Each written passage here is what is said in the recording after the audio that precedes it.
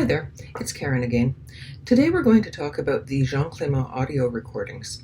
Now, these were taken during a visit by Abraham, Ella, and the two children to Abraham's brother-in-law, Jean-Clement Yaohirou. Abraham and the children arrived along with their dog right after they had literally just come from the airport. Ella went off and had a shower, got herself pretty, took a long time getting there. Eventually she showed up though. The reason these audio recordings are so important is that they show the hoax in the raw, if you like. You can see or hear Abraham coaching the children. You can hear him bullying the children. You can hear Ella talk about her rationale for wanting her ex-partner and the children's father out of the way. There's a lot of information in here. It is a very poorly audible recording. However, last year I went through and transcribed the whole thing, and we now have a full transcription available on the Hoaxtead Research blog, and I will leave a link for that at the bottom of this video. So let's get on with it. We're probably going to have to do this in a couple or possibly even 3 parts, depending on how it goes, mainly because I don't want to overburden people with too much information all at once, and also just because it was a 3-hour-long audio recording, and I think there's no way we're going to get through every single last bit of it. I would like to give you a flavor of it though, and that's what we're going to do today. Okay, let's go. Okay, so the first thing that happens is that Abraham brings the children in and tells his brother-in-law, we can't stay long. You got to go to work, and I need some rest. I haven't had any rest, and it's my birthday, and so on and so forth. And basically makes it clear that he is having a very, very hard time of this. Says nothing whatsoever about the 2 children that have been dragged from pillar to post and threatened, and so on and so forth. But that's Abraham for you. So the first thing he gets into is with the little girl. Abraham says, don't tell Jean-Clement any lies. And the girl says, yes. Do you hear me? Yes, Papa. Otherwise we'll have to lock you up in jail. Have you got room in the jail to lock her up tonight, Jean-Clement? And Jean-Clement laughs. Have you got room, yes or no? And Jean-Clement tries to make a joke of it. He says, she's too pretty for that. So Abraham kind of laughs along with that a little bit, and then says, so tell him what you said. You deserve to be locked up for killing the babies. Listen, did you kill any babies? And the girl says, no. Who killed the babies? And then she goes, Papa. Papa held our hand.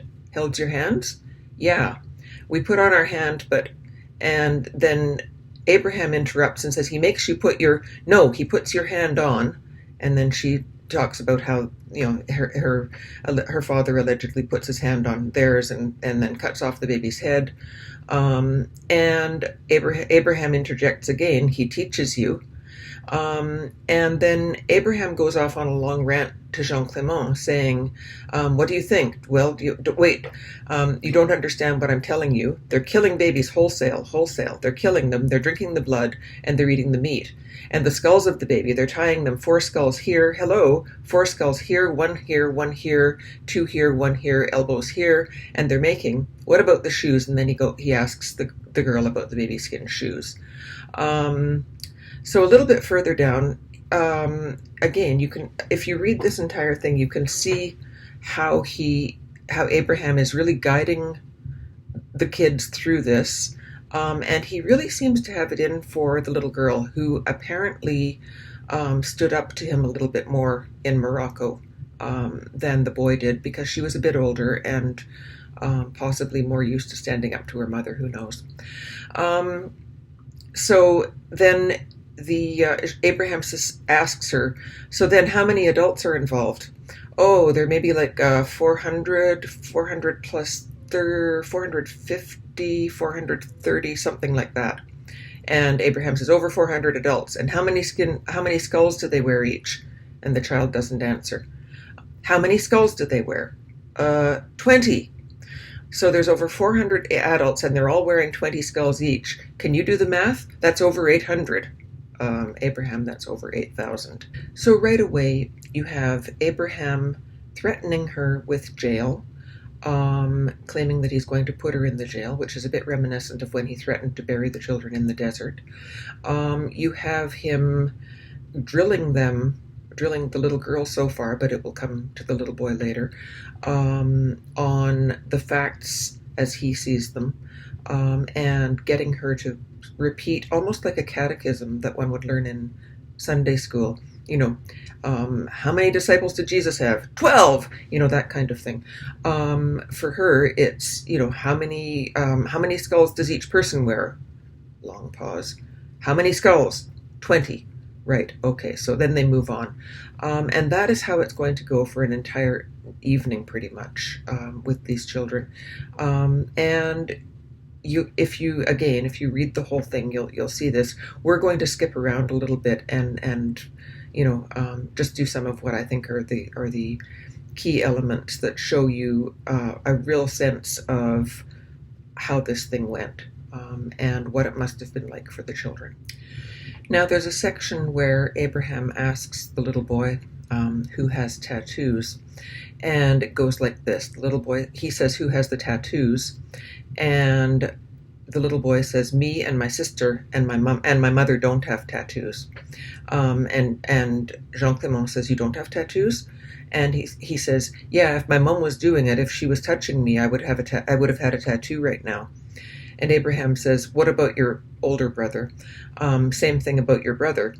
And the little boy says, "No, yeah, he doesn't have it yet, no." And then Abraham says, "But tell him what he does." And the little boy says, "He does. He touches us, and he does sex to us." Now, let's just pause there for a second, because in 2017, in a conversation with Nathan Stoltman of Lifting the Veil, Ella actually admitted to him that she had made a mistake. Oh dear, whoopsies. And she had actually said that her eldest son had been involved in the cult along with her ex-husband and his current wife, that they were all cult members. But she had made a mistake, and she'd been pressured into saying that at the time. And no, he really wasn't. In the next section, Abraham repeats this lie, saying they picked her. And he says to the little boy, "Tell him listen to this." And the little boy goes, "What?" Her first husband, they picked her, they selected her, the mother. They selected her, the first husband, he's one. And the little boy starts to speak. Abraham says, "Shush, he's one, he's an investment banker. He done it, he had a baby with her. And the boy, he done sex to the boy, he's 17. And again, as I said, Ella has admitted that this was untrue. That's the 17-year-old. The first husband, she left him. The first husband told the second guy, "Go and get her, she's easy." They went and got her. He had 2 babies with her. He does it to the 2 babies. All 3 children are involved. Now again, Ella has said this wasn't true. So who's right? You be the judge. Another interesting aspect of this, that has nothing to do with the children particularly, but just sort of shows Abraham's frame of mind at the time, is that he seemed convinced that Jean-Clement Yaohirou, who was, as we mentioned before, a special constable with the London Metropolitan Police, that he was going to be personally able to go to the school, arrest everyone, and basically do all of the legal things that one would expect the normal police to do. Now, this is really interesting because, first of all, it's incredibly unrealistic, and Abraham has been involved in the criminal justice system for long enough that you would think that he would realize that that was just completely not on the table. However, he seems to just have, he's almost manic in his demands, and at one point he says to the children, he basically makes a threat to Jean-Clement through the children that if he doesn't help them and by help them, he means arrest everyone they want him to. They're going to write a book. So he says, we're going to make sure that if Jean-Clement doesn't help us, we write a book and we tell them that he didn't help us, all right? We write the book and we tell that he didn't help us. We came to him, we relied upon him, and he didn't help. We write the book and we make him to be a very uncomfortable character in the book, yeah? And then he laughs loudly. That's kind of a strange thing to say to your brother-in-law. Basically, if you don't help us, we're going to make it public that you didn't help us, and we're going to basically, turn public opinion against you. So a little bit later on, you'll see the little girl is being questioned about the logistics of the cult and how the school operates and so forth. And she starts to kind of go off track a little bit. And she says, she's offering details that haven't already been pre-discussed, I suppose. So what she says is, yes, Mr. So-and-so and Mr. So-and-so and Papa, they walk around the school in Hampstead areas around the school. They check if because they know what my mum's car is, because they saw it once, because Papa was spying on Mama coming out in the car with me and my brother. He was once spying. I saw him just hiding. Because when we come out of a car and Abraham goes, enough, just answer the question. And because he just spies on Mum, he spies, and he starts yelling again, enough. And then to Jean-Clement says, ask her another question. She can chat rubbish for an hour. And Jean-Clement, sort of as a person who has his own children, I assume, says, but let her. And Abraham cuts him off too. No, I let them talk. But when she starts to waffle, I know what to do. I know. And so Jean-Clement gives in, basically, and says, yeah, okay, sure. She can't help it. Don't stare at me while you've got that cup in your mouth. Don't stare at me from behind your cup, he says to the little girl. So basically, he's really demonstrating exactly how much he has these children under his control, how much he refuses to permit any deviation from the story as he wants to hear it told. He doesn't want any ad-libs or any bits and pieces that aren't in the story as he has told it to them and as he has got them to repeat it, and that it will go on and on. And it's kind of a painful read, to be honest. For it's hard, probably harder still listening to it, but even just reading it, you get a sense of exactly what sort of person Abraham is. So Ella arrives after quite some time. I think it's about an hour after they first arrive at Jean-Clement's house. And one of the first things she does is present Jean-Clement with the infamous list, which would then later become known as the 11-page document in the trial of Sabine McNeil in just this past year in 2018. In that list, it was noted at the time during the trial that list was actually a class list, and it had been recognized by some of the people who were on it as such because it contained various errors that were in the original list that was given to the classes at the time.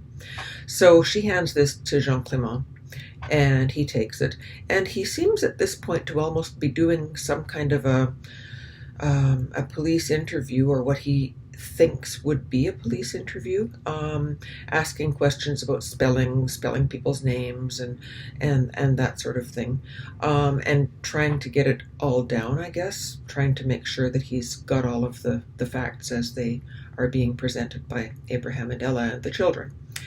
So, given Abraham's earlier sort of threat against Jean-Clement that he's going to, if Jean-Clement doesn't help them, he's going to write a book and make him out to be a very bad character.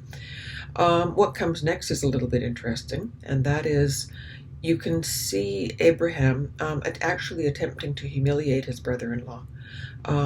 He starts talking about tattoos and birthmarks on the, as he calls it, the pubenda of the people that they've accused of being in this cult, and he begins to describe them quite graphically. And at one point, Jean-Clement seems very, very embarrassed by this. So I'm just going to read from that little bit for a second here.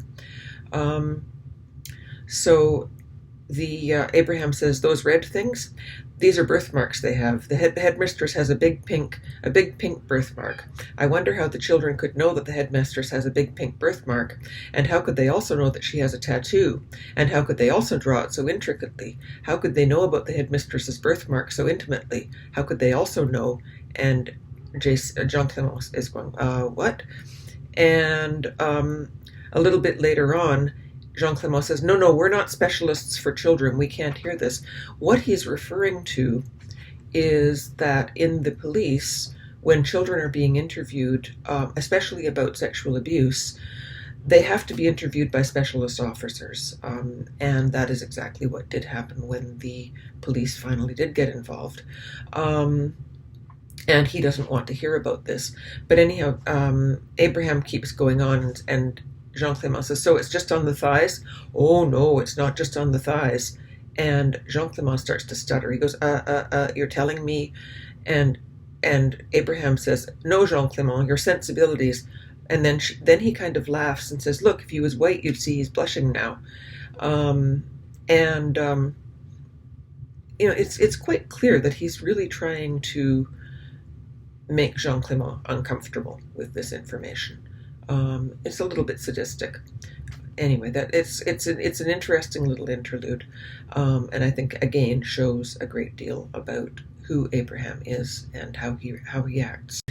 So Ella goes through much of the discussion about how she had wanted to go and live in the south of France, and how her ex-partner had wanted to block her from doing that in order to keep the children in the country, and so that he could have access.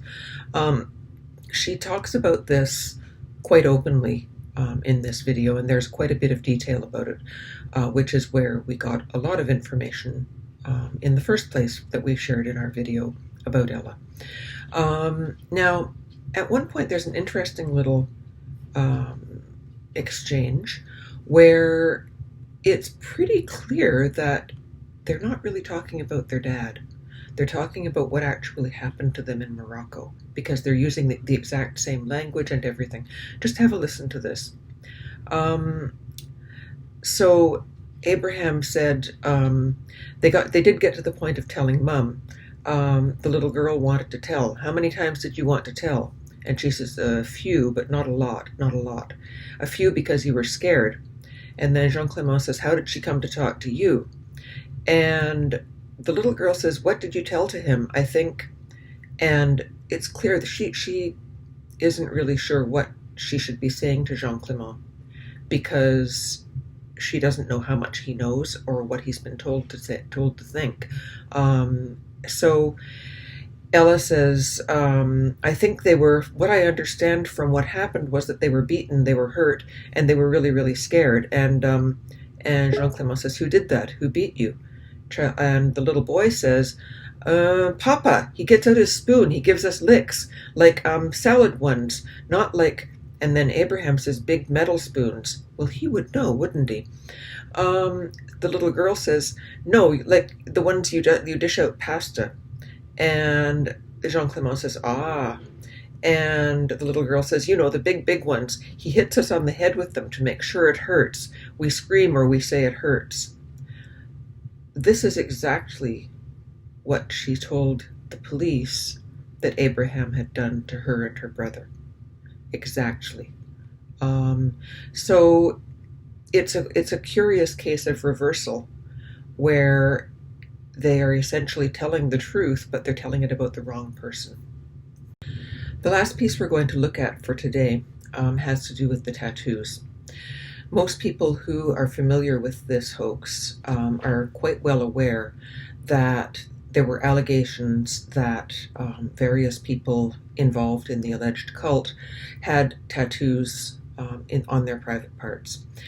This was one of the things that Abraham threw into the mix, and he later would make a big issue of how he had wanted to talk about the tattoos because it was the same as something that Bill Maloney had said earlier, a couple of years earlier, concerning Leon Britton, which was interesting because, in fact, what Bill Maloney originally said was that there were birthmarks. He got Andrew Ash to talk about that, and then later Bill came and had this hysterical phone call with Lou Collins on her show saying, oh my God, I can tell you all about the tattoos," seeming to have forgotten his earlier story that they were actually birthmarks that he was talking about, not tattoos. So it's kind of ironic that Abraham would go to such great lengths to make it seem as though the people in Hampstead had tattoos just like Leon Britton. Ooh, scary. Funnily enough, though, in the Jean-Clement audio recording, Abraham claims that the tattoos were actually meaningless. Now, this does not jive with what he has said later, what he would go on to say, that the tattoos were everything. They proved everything was true, and it made it, it made it very saleable, apparently, according to him, to the conspiracy community, and which is why he was so keen to have this, have this recognized by Bill Maloney, who, as it turned out, really didn't jump on the bandwagon quite as expected, probably because he knew from the tattoos being mentioned, he was probably aware that this was a complete sham and that Abraham had made it up, just as he had made it up about the tattoos when he talked to Lou Collins. So here's what Abraham had to say about the tattoos in the Jean-Clement audio. So Jean-Clement says the tattoo bit is the most important part because, and that goes on, and Abraham says it doesn't prove anything. Jean-Clement, it's on the private parts. Abraham, it doesn't prove anything. I can put that on my private parts. It doesn't prove anything. Tattoo doesn't prove anything, Jean-Clement. And Jean-Clement says, Aby, let me finish. And Abraham says, I'll let you finish. Jean-Clement, okay, the tattoo, see, they can tell the name of the people, tattoo. And Ella says, you're right. Jean-Clement says, how would they see another person with that person's tattoo? And Ella says, sorry, can you say again? You speak for us both, Ella. Jean-Clement says, how would they see another person's private if they're not part of the family? And Abraham says, that's right. How could they see them? Jean-Clement, so that's what I'm asking. Abraham, how would they see the privates? Jean-Clement, that's why it's important for them to describe them. And Abraham says, of course it's important, Jean-Clement. Look, I'm totally with you. The fact that I was very happy to find out about the tattoos. The fact that they all have tattoos is one thing, and the fact that you wouldn't see someone, and Jean-Clement says, I didn't want to cause any, and Abraham interrupts him, you wouldn't see someone's privates unless, as you pointed out, you were a close family member. However, it still proves nothing. And Jean-Clement says, why? Abraham, because it proves nothing. They may have seen it in swimming. I'm just saying, Jean-Clement. And Jean-Clement says, okay. And Ella tries to argue for the tattoos. All the staff, all the teachers. And Abraham says, Mama, I know and Ella says, the parents? Abraham says, I know this, but what I'm telling you is that as evidence, it proves nothing. Hey, guess what, Abe? You're right. It doesn't. So Jean-Clement says, it's for them the most straight. And I'm not sure what he meant by that. To anyone questioning. And Abraham says, why have these children been able to see this? And Jean-Clement says, that's right. And Abraham says, of course. And the little boy says, because everyone likes to dance naked. And Jean-Clement says, how does this child know you've got a tattoo on your privates? And Abraham says, well, I don't know, because it's common knowledge around the school. And the little boy says, because some people like to dance naked. And Abraham says, it's common knowledge around the school. So the little boy says, it's your choice with skulls or not. And he starts getting into more detail here. And Jean-Clement kind of accepts what he's saying, that maybe the tattoos aren't really that important. Thank you. That's what I'm saying. It proves nothing. And then the little boy says, I would like one with skulls. And that kind of ends that bit of the conversation. So, how interesting. Really, just stop and think about that. Think about how many times over the years we've seen Abraham talk about, well, what about the tattoos? Show us your tattoos. As though this is a really, really big deal. And yet here in this video, he was very, very clear. It proves nothing. The children could have known about it any possible way. They could have seen their teachers while they were at swimming lessons. They could have, there could just be a room around the school that says so-and-so has a tattoo. So really it is not possible to use that as real evidence. And again, Abraham would know. He spent a lot of his time in court facing his own criminal charges. So I'll leave you with that for today. That's, I think, where we're going to end it for now. And tomorrow we'll come back and have another look at some of the other bits of this audio rather, I'm sorry. It does get very, very interesting when he begins putting the children through their paces, and we'll talk a little bit more about that later. Okay? Take care. Thanks a lot. Bye-bye now.